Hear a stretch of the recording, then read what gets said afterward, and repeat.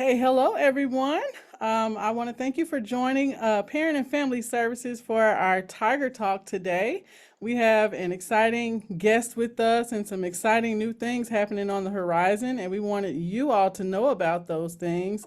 So, before we get started, my name is Heather Hampton, and I'm the Senior Coordinator for Parent and Family Services, and I'll toss it over to Kate. Hello, everyone. Thank you for joining us. My name is Cade Forbes, and I am the coordinator for Parent and Family Services. And then we have our special guest with us, our Vice President for Student Affairs, Melinda Carlson. I'll let her say hello and introduce herself. Hi, everybody. I'm Melinda Carlson, and I am happy to be with all of you today and can't wait to hear what questions you have. All right. I do want to put out a few reminders before we get going. If everyone will please mute your microphone and type your questions in the chat at any time. We'll make sure we get to those questions as well as some of the questions that we have pre-populated and that you all have submitted ahead of time. So we'll go ahead and get started. But first, we have a fun question for everyone. We'll start with Melinda. What is your favorite movie? Yeah, so that's a tough one to answer, but I would have to go with The Sandlot. I think if there's ever a movie that if I just happen to run across it when I'm have the television on, I'm always going to stop and watch it, and I think just the lessons within it are a lot of fun. Yeah, I think I remember that movie. Oh, I love it. I'd have to say mine is Shawshank Redemption. Well, it's a toss up between Shawshank Redemption and Forrest Gump. I Okay. really like history, and so I think Forrest Gump kind of takes me there with all the different scenes that he goes through. And then just kind of a triumphant type of story, especially with Shawshank Redemption, the injustice turning into his own form of justice there. So I really love those two movies. Awesome. Yeah, really good answers. Great movies. I had one in my brain, and now I think I'm going to say something else because Melinda, when you said anytime you see Sandlot, like, you leave it on the TV. So that made me think of Pitch Perfect because anytime I see that Pitch Perfect is on, it's like one of those like feel good movies for me. I don't know. I will watch it like every day if I see it on, I'm going to watch it. So Pitch Perfect all the way. There we go. What about Pitch Perfect 2, or is it just the original? I would say just the Just original. the I think they kind of missed their mark with the second and then the third one. I think they should have ended it, especially after two. The third one is like just not good. So the first one is the best for sure. And that's coming from a theater buff and one who gets those lead roles in a lot of different productions. So that's a lot of weight there saying that. So we'll go ahead and get started with today's Tiger Talk topic. We have a new division at the university. It's the Division of Student Affairs, and we want parents and families to really know what that division is about and how it can support your student as well as you. And so we have Miss Melinda Carlson here to answer your questions and tell all of us a little bit about the Student Affairs Division so we can know what we can connect with and what we can get into. So first of all, we'll give Melinda the floor so she can tell us a little bit about the Student Affairs Division. Yeah, thank you, Heather. So, the Student Affairs Division is something that used to exist at the university several years ago. Um, and I think as the university transitioned and the world dealt with COVID, that Student Affairs Division had been kind of a little bit to the side. And so the university made the decision to reinvest in the Student Affairs Division as a part of the university's strategic plan so that as an institution, we are able to have all of those departments that really are student and student support facing be in one division so that we could focus on creating that robust student experience. And so I really see the recreation of the Division of Student Affairs as a reinvestment in the student experience that the university has made. Awesome. Great little overview. And that kind of answered the first question that we received from a parent, and which was why did the U of M decide to start a student affairs division? So we'll just kind of skip over that one because you basically just gave the why. So the next question we received was how does the new student affairs division connect into the overall strategic plan of the university? Yeah, so I think if you look at the strategic plan for the university, we certainly can be seen in each of the seven goals. But the one where I think we're very deep into is that goal two.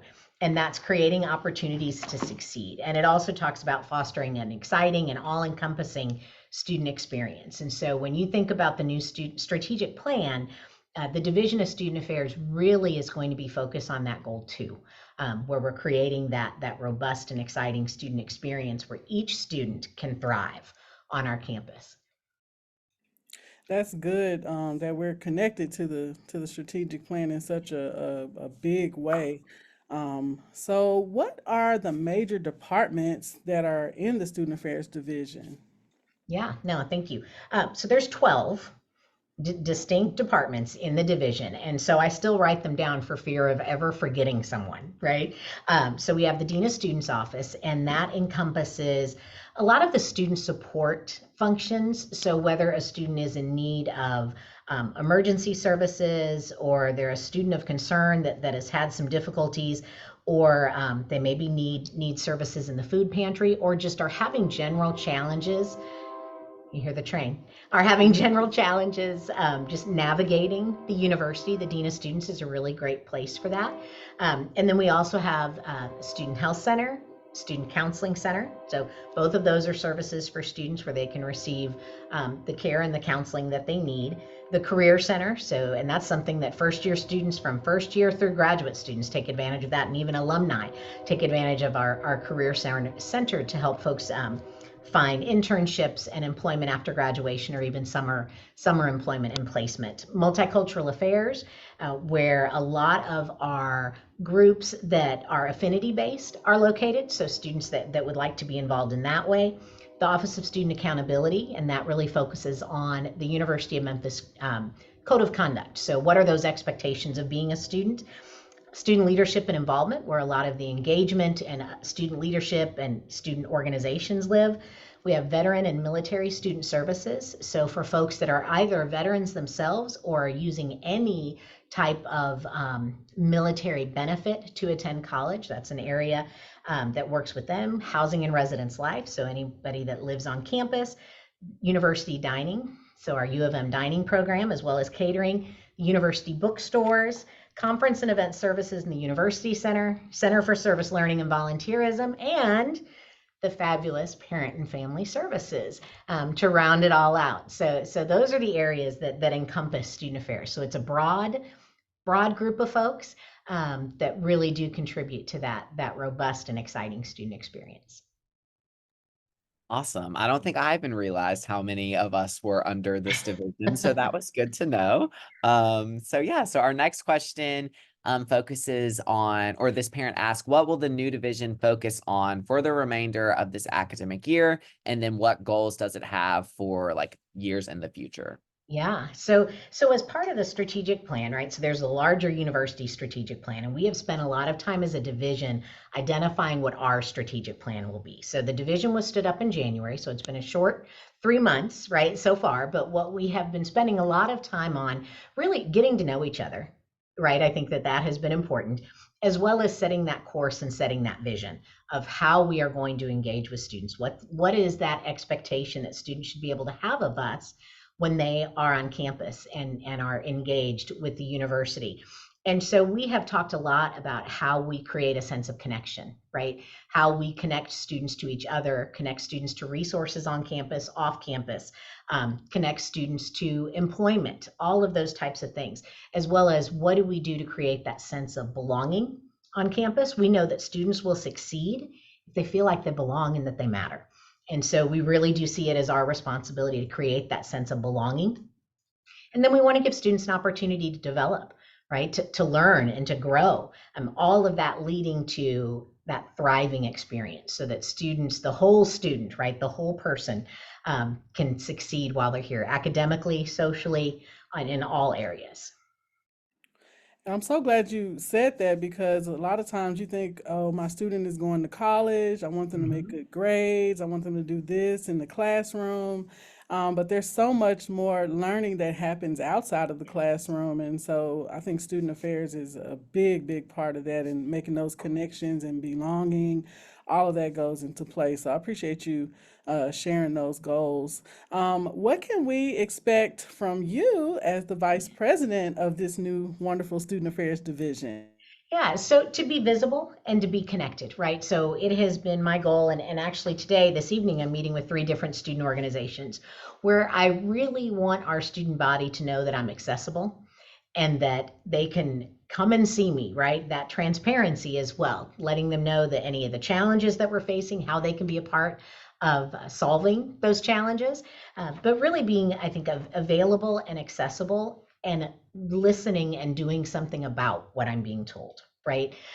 So I think creating that culture for students, it's critical that they're a part of that, right? That can't be something that we create as this top-down experience. Students need to be engaged in that and tell us what it is that they're interested in, what types of experiences do they want to have, and what would make a difference for them. And so I think that listening ear is something that is important and I think critical, particularly as the division is new and young. We need to co-create it with students. I think, very, very early in my career, I was, and it was this book that my dad had given me. He was retired military, and he gave me this book that was written by this general in the Air Force. And the title of it, it was something to do with power. And I was like, oh, well, I don't know that I want to read this. But the message of it was really about the difference in the types of power and when people collectively are most powerful, right? And it talked about how you can, 3 primary types of power. You can do something to someone, right? Pretty awful, right? If you're utilizing that.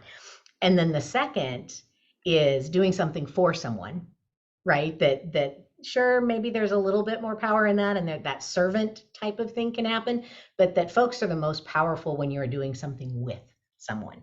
And so I think for us to create that truly engaged division and that truly engaged student experience, it needs to be co-created with students, not for them, and certainly not to them, right? And so I think that's the lens that I'm looking at all of this from, meeting students where they are, understanding what their challenges are, and figuring out how do we help them elevate that experience, their experience, right, to that higher level. That's good. You just gave me something to think about. The word that comes to mind when you talk about that is synergy. So Yeah. synergizing, like all coming together with your strengths and doing something even greater than you could do on your own. So that's really good. All right, Kate. Yeah, and I think it's also, right, the difference between being transactional and being transformative, Yeah, right? I think that there are big differences there, and so yeah, I'd much prefer the latter. right. Mhm. Awesome. Alrighty. So our next question, this family member wants to know if you can discuss the division's role in student conduct and disciplinary processes and the approach, to promoting responsible citizenship. Yeah. So I think one of the things or one of the philosophies that we have, right? We have each chosen to be a part of this community. And so each of us in making that choice have agreed to live within certain guidelines and parameters, right? And so we have a University of Memphis Code of Conduct, it outlines, right, what those parameters are and what those expectations are. And especially when you are thinking about being in community with others, right? How your actions can have an impact on other people. And so within student conduct, it is an educational based system, not a punitive one.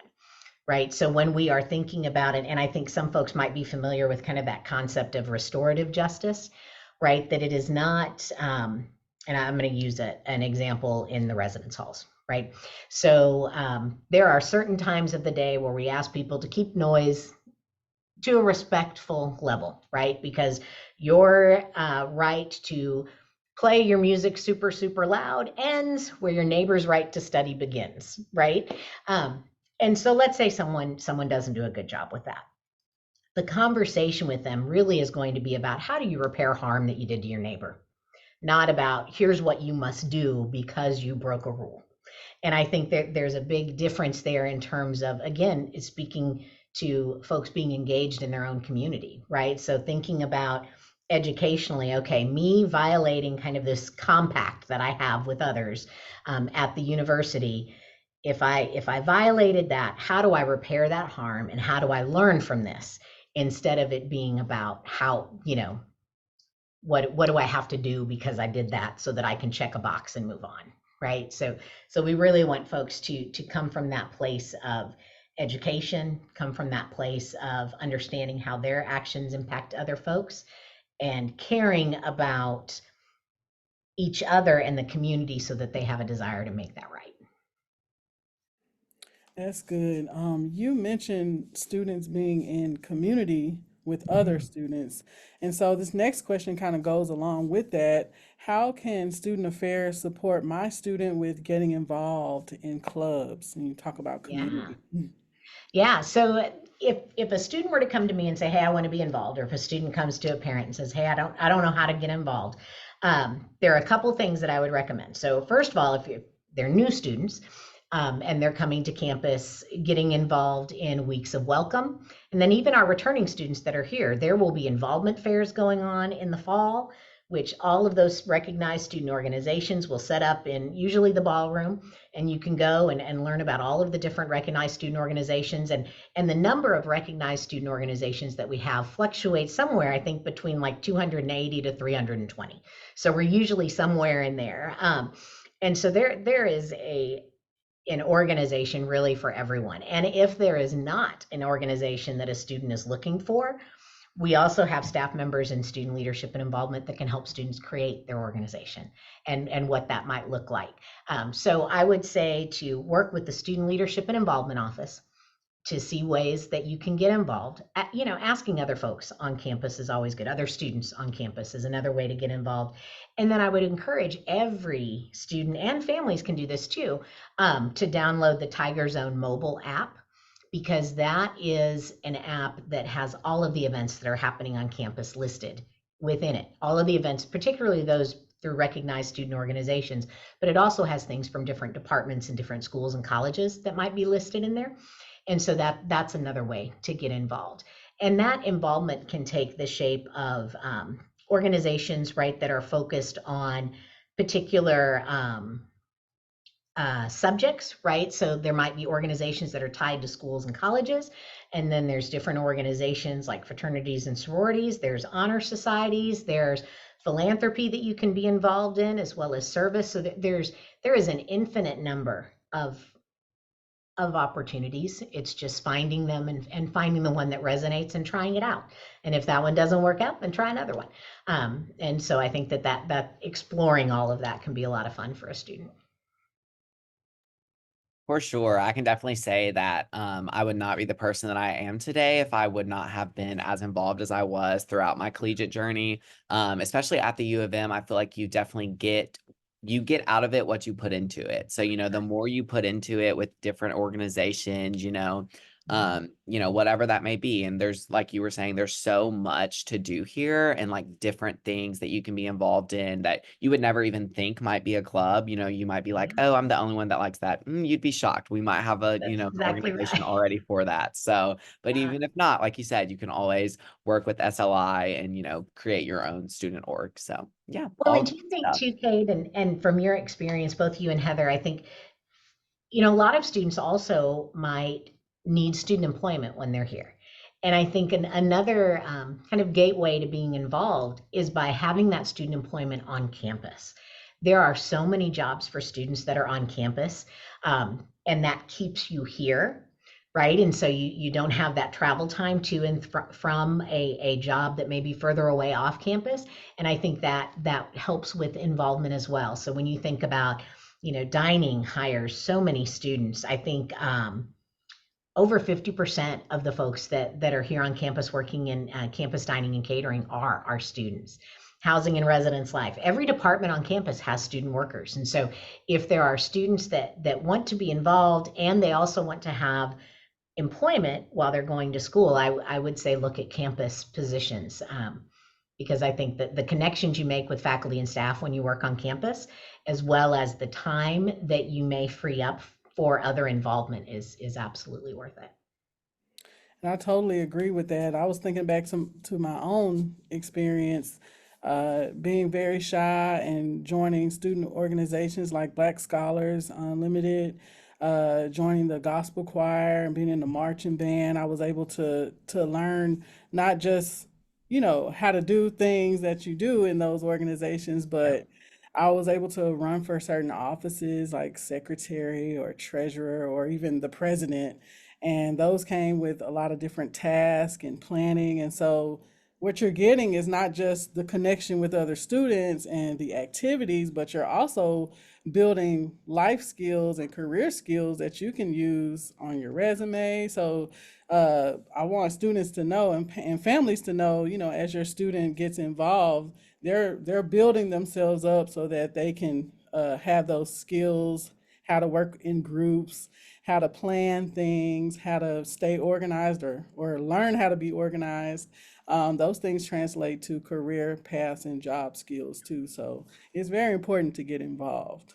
That's very good. Great. So our next question from a parent is, how does student affairs support students' mental health?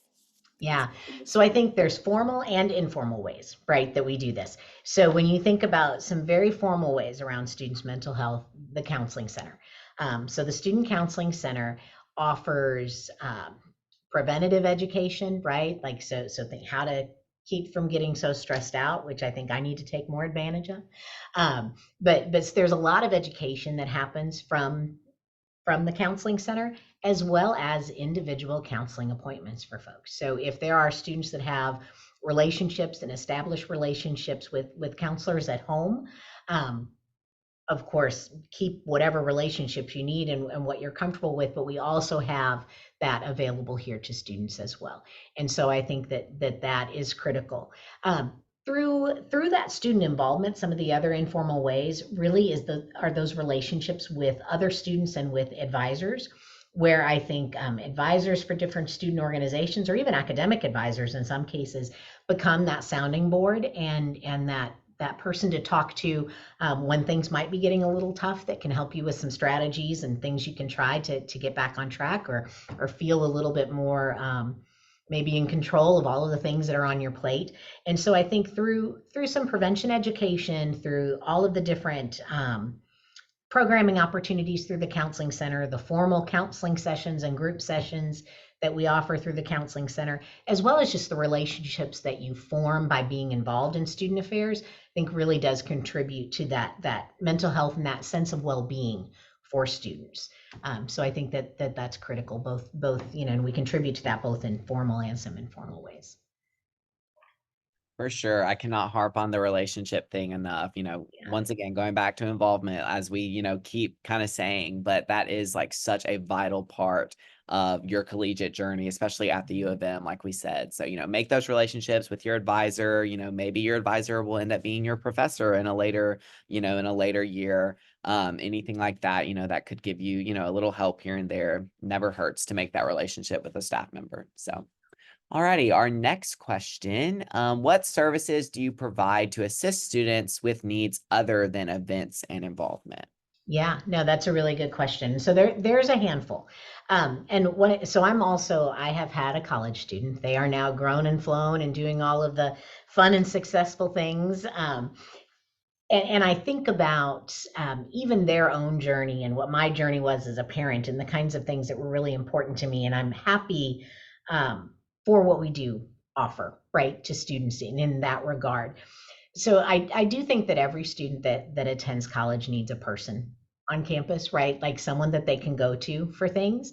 And often folks in student affairs become that person for folks, that, no judgment zone. If you're struggling or if you need advice, I think that the staff in student affairs often become that person. And so I think, again, back to that relationship, right, that we were talking about. And then even more than that, there are services, particularly through the Dean of Students office. So if a student is struggling significantly financially because of some sort of a life event, we do have student emergency funds that students can access through the Dean of Students office. If students are struggling with food insecurity, or just, the dollar's not quite making it till the end of the month and they could use some assistance with groceries, we have a food pantry on campus, which I think is exceptional for students to take advantage of. As well as there's a person in the Dean of Students office who's a basic needs coordinator. So someone that might be struggling with, maybe it is they need some help finding health insurance. Maybe they need some help getting different assistance that they might qualify for from the local government agencies. And so we do have people that can help with that as well. And so all of those things, are the critical needs so that a student can be successful, right? Those base needs that folks need. So we help with those, and then we help with that relationship as well. And some of the things that maybe aren't events or programming, but potentially could be. I think our Center for Service Learning and Volunteerism, they can help with either short-term relationships with providing service to different agencies, both on campus and off campus, or even longer term and deeper relationships. And we also have alternative break experiences where instead of a traditional spring break, a student can travel to an area of the United States, and in the summertime, we actually have a couple abroad experiences, but where they can go into a different community and provide service and focus on some needs there to really give back. And so I think that there's a wide range of services that we provide and experiences that we provide that really do help with the whole student in creating that robust experience. Yeah, I was definitely going to say, definitely the whole student. And that's good that we have those services because we want students to be able to focus, like you said, focus on being successful at Yeah, earning their degree. For, it's one thing to come to college, but we want you to stay and come back and that's finish and right. keep working toward the ultimate goal, which is to earn your degree or degrees. And so I believe that those services are really helping a lot of students and a lot of families, Yeah. um, helping them to stay and keep going at it when things get tough. Yeah, Um, absolutely. And I think yeah, also, one thing I didn't mention was the health center, yeah, right? yeah, If students aren't definitely. feeling well, right here on campus, we have a health center where they can visit with a nurse practitioner and, get what they need from there. And there was a student I actually saw this happen. They were, throwing a frisbee around in one of the lawn areas, twisted their ankle. So I walked up to them, we put our arms around each other, and I walked them over to the health center where they were able to visit with a nurse practitioner, get an x-ray, and get the treatment that they needed, all at just minimal cost to them. It's like, what is it? It's $25 for a visit, something like that. Yeah. So Yeah, very it's inexpensive. it's really affordable and really free for students unless you Free have for, like yep, x-rays or some that's right. additional things. I know as a student that deals with, well, when I was a student dealing Hmm. with allergies and sinus issues, I was always at the health center for something. Yeah, yeah, And it was very convenient because I didn't have a vehicle for most of the time, at least my first 2 years. And so I couldn't just hop on over to this clinic and that clinic off campus, but I right, knew that I could go to the health center and they would take good care of me. So that's that's right. something that can put parents and family members at ease, knowing that your student, especially if you're an out-of-state parent and you're not familiar with, or your family doctor may be where you live, and so it's all a new experience. But knowing that your student has somewhere they can go to receive that kind of help puts you at ease. Yeah, agreed. So, moving on to our next question, what measures does Student Affairs plan to take to ensure campus safety? I know campus safety is a big Yeah. thing on parents' mind. Yeah. So I think that, there's a handful of things, and this is where we partner quite a bit with both our Office of Risk Management as well as police services. We have a new chief of police who is outstanding, Chief Keith Humphrey. And we do a lot of partnership with both of those areas so that students have the voice to identify and express their concerns so that we can address those things. Some tangible things that have happened. So we are looking at and have improved access controls in all of the residence halls. And so you have to have a functioning ID card and be programmed to have access to a building. Where there was at one point during certain hours, anyone could come and go from the residence halls, and they had to check in through the front desk, but sometimes that might not always happen. So we've controlled access. There's been additional lighting in the parking lots, as well as all of the parking lots have been gated. So you also have to have credentials to be able to park anywhere on campus. Lighting across campus, I think, is much better. And then I think the most critical part that student affairs particularly can play, right, is what I said earlier about really making sure that students have a voice so that their concerns are being heard, so that those things can be addressed. So that's a role that I think student affairs plays within this. And then supporting students that have, whether it's maybe they've been a victim of property crime, and making sure that we are supporting students through that process and getting them the resources that they might need. So those are ways I think that we really try to ensure a safe environment and creating that community where folks take care of each other, right? Tigers looking out for tigers. If something doesn't look right to you, making sure that you're reporting it to the right folks and not being afraid to do that. So those are some of the things that we do within the division to ensure campus safety. Support people if something has happened, and then also ensuring we're creating a community where folks speak up and speak out about things that maybe don't look right. Awesome. All great safety measures. I love, the Tigers support Tigers thing. We all have to look out for each other. So really great. Next question. This parent would like to know, how will the Student Affairs Division address the diverse needs and backgrounds of students, including those specifically from underrepresented or marginalized communities? Yeah. So I think one of the strongest departments that we have in the division is our Division of Multicultural Affairs. And when you think about a group of folks that really feels like a family when you walk in the door, it's our Multicultural Affairs department. And that is where most of the student organizations that are affinity based are housed out of. And so that is a strong support for our students that might identify as being from a marginalized or having a marginalized identity or being unrepresented on our campus. I think one of the things about the University of Memphis is that we are incredibly diverse. So feeling that you have found your place can happen here in a way, and I've been at 9 other institutions. Students being able to find their place here happens at a much more successful rate or level than I've seen at any other campus. I think those communities that people are able to create are strong and they're supportive. And I think we as a division absolutely ensure that there are space for communities and ensure that also those communities have the representation that they need so that their needs are being addressed and their voices are being heard. And I think the most tangible way that I can share that with parents and families is through that Office of Multicultural Affairs, which really gets to know our students by name and story and provides that support and that avenue for engagement, which I think is pretty important and really is humbling to see. Yeah.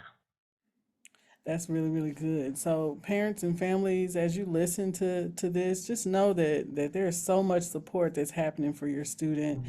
So many resources, and like Melinda said, if you're a student who is identified in one of those communities, then encourage your student to reach out. They can contact Dean Linda Hall in Multicultural Affairs, or just you all reach out to us and we can make sure that you get in contact with the right person. But we want your student to have that sense of family and that sense of belonging, and that's definitely a good place to start there. So the next question, and you mentioned yourself that you've been at 9 institutions. I'm sure you've had a very fun, interesting journey in your career path, but how does someone get into student affairs as a career path? Yeah. So for most people, unless maybe you've had a family member that's been in student affairs, it's kind of an accidental profession, right? It's and even for my own story, I was going to school and on scholarship for something different, and realized fairly late in my undergraduate journey that I just didn't know if that was for me.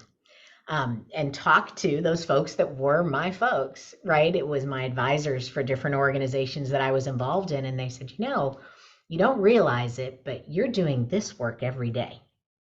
I'm like, tell me more. And then they told me about student affairs. And most folks that are in student affairs continue with a master's degree in student affairs. So there's really not an undergraduate degree that is specific to student affairs. There's any undergraduate degree, really, you've had the experience of an undergraduate student. And so folks can go into student affairs either right out of their bachelor's program or can choose to get more education and get that master's degree or a doctorate or terminal degree in student affairs. And so that's how I got into it. I had a graduate assistantship in student affairs. It was kind of one leg in fraternity and sorority life and the other in housing and residence life, and worked in that role while I pursued my master's degree. And just haven't looked back and look at it as a calling, right? I feel like my purpose is to help other people find theirs. And in working with college students and have loved really every minute of it, and feel privileged to be able to have this role at the University of Memphis. And it's something that while I don't always take myself too seriously, it's my role I do take seriously, and I understand the impact that we all can have on a student. And so oftentimes, you'll see people that maybe were engaged on campus in some way that kind of find student affairs as their vocation. That's exactly what happened to me too. Just realizing, that I enjoy helping people, but there's so many different ways you can help people. And one thing I found joy is as I like if I was a junior in my undergrad, I had friends or people I knew that were coming in as freshmen and their families didn't know what to do. They didn't know what questions. So they would always reach out to me and say, what do we need to do? Help us. And I just found so much joy out of just helping in that way. And so that's kind of, and then circumstances too, kind of led me to get my first job out of undergrad in adult and commuter student services here, where we worked with commuter students and trying to get them engaged without running out of class and leaving campus as soon as they got out of class. No, there's more you can do. And then Yeah. working with adult students was really, really something that I found a passion for too, is helping students realize that learning does not stop. Your opportunities, as long as you're breathing, that's my philosophy. If you're breathing in and out, you can do it. You just got to put Yeah. your mind to it. So, yeah, just those experiences led me to student affairs. So I appreciate you sharing your journey. That's very powerful and inspirational. Thank you. Thank you. Awesome. And I also had similar, I'm not going to go into it too much. I'm going to go into the next question, but, I started at the U of M. I was a tour guide, then I was an orientation guide, all those different things. And I sat down with my boss at the time and I was like wanting to change my major. I started as elementary education and I was just like, I don't know, I really like doing this stuff. And, like y'all said, helping people and, navigating specifically the transition, from high school to college or, transferring in from another institution, anything like that. So that's how I found higher education, I guess, in general, and then now as a student affairs professional. So yeah. But anyways, the next question we have, speaking of that transition, so how can student affairs support this person's transition to college life? And then is there any advice for the parent as well? Sure. So I think a lot of what we've talked about today really does aid in that transition. We know that students will be successful if they live on or near campus, right? If they make connections with peers and if they're engaged in some student organizations, right? And so all of those things can happen within student affairs. So when we think about the foundation for students to be successful and make a good transition, it's engaging with those areas within student affairs. And then advice for parents. So, and this is advice that I probably could have listened to a little bit better when I was a parent, right? So, could you imagine the nightmare for some poor student affairs folks if I were to call them, right? My daughter was Right. at school, so I had to resist that temptation.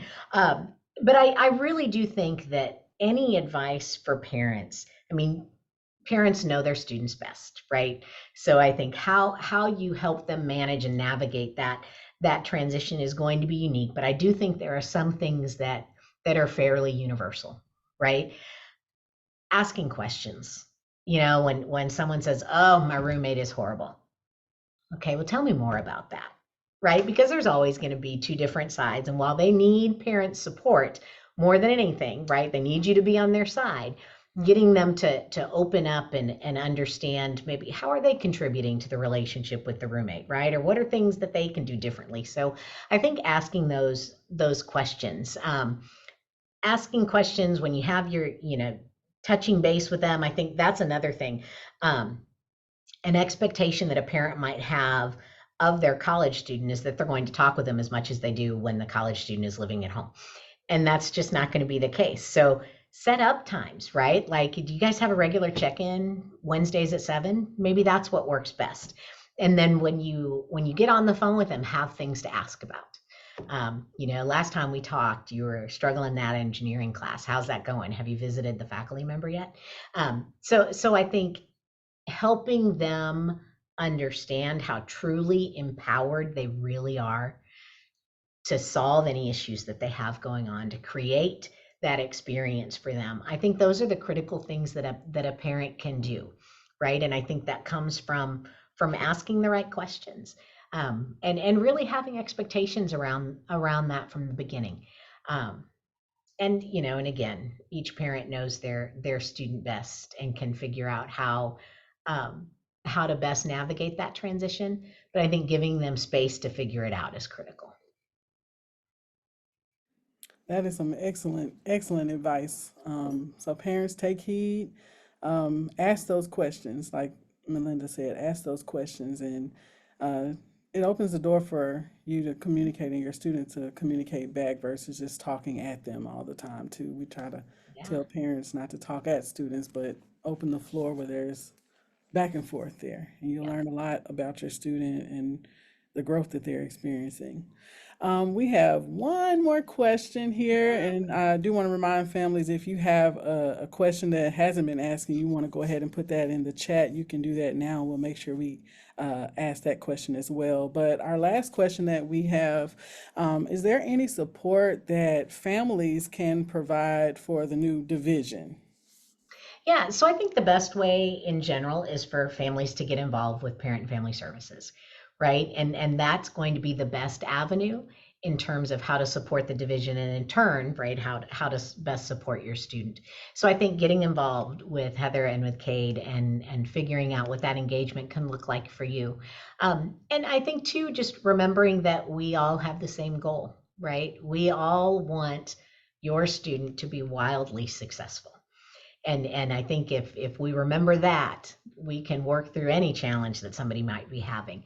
And so I think that partnership, and remembering that partnership is incredible, and would be a good way to support the division and support your student. And then being involved with parent and family services would be great. I think there's a lot of information that comes out through parent and family services that is critical, and helps you keep your finger on the pulse of what's going on campus. That's true. Looks like we have a question in the chat. Jessica Jones is asking, I wondered about escorts. Her daughter has all night classes next semester, and she's wondering about her options. I'm assuming for campus safety and making sure her daughter gets to and from safely. Yeah, so police services does have a program where students that might need an escort from a class to maybe their residence hall, or class to their car, where they can call police services dispatch, and they can send someone out for that. And I think it's Tiger Patrol, I believe is the name of it. Yeah, that's correct, Tiger Patrol. And I believe they can dial 901-678-HOME, HOME, or the numbers that go along with home, to get an escort set up so that they can have someone to walk with them. Yeah. Good question. Any other Thank you. questions we have in the chat? Kay, do you see any? Thank you. Kay did go ahead and put the Tiger Patrol 901-678 HOME, that spells home. And you can copy and paste that and save that, or tell your student to save that in their cell phone contact so they can have that on speed dial whenever they need it. All right. Well, we want to thank Melinda Carlson for all of the wonderful information that she's given. She shares so much about this new Student Affairs Division, and we're really excited. We even learned some things ourselves, and we hope that parents and family members are just as excited as we are to learn about this new division, and that you feel supported through this new division and the initiatives, the vision, and the mission, and the goals that have been set forth for us to accomplish on behalf of your student. And so we want to thank you for Melinda for taking the time to share all of this wonderful information with our families. Again, if you have questions that you think about after this Tiger Talk is done, feel free to reach out to Parent and Family Services at parents@memphis.edu. Or you can give us a call. You can actually text us at our number as well. If you don't feel comfortable calling, you can call or text us at 901-678-2115. And we will be glad to get you the information you need or get you the resource and point you in the right direction. Yeah. So I do have a few announcements before we end our Tiger Talk. Our finals care packages are on sale now. These are some great ways for you to just kind of send your students some tangible support and let them know that you're thinking about them, you're rooting for them to be successful in their final exams. And it's a little container that they can reuse, and it's full of snacks and drinks and some stress relievers and things like that that they can use as they prepare for finals. Those will be on sale through February 12th, this Friday, and you can go to our website if you haven't already and purchase one of those for your student, and we will have pickup for them next week, and students will get an email letting them know the instructions on picking those up. Also, if you have a student who is graduating this May, we definitely want you to celebrate and share with the world how proud you are of your student.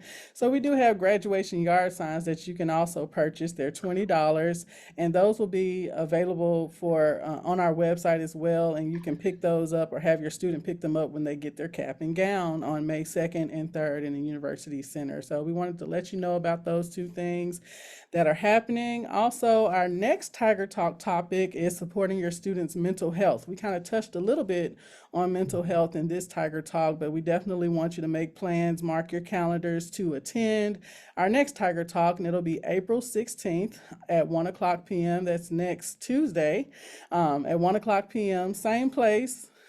Different time, well, same time, different date. And again, if you're not able to make it at the live 1 o'clock, then we definitely encourage you to check out our YouTube channel so that you can hear the recording and submit your questions that way too. We thank everyone for attending this Tiger Talk. We will see you on the next Tiger Talk. Until then, you have a wonderful day, and we'll see you soon. Thank you all.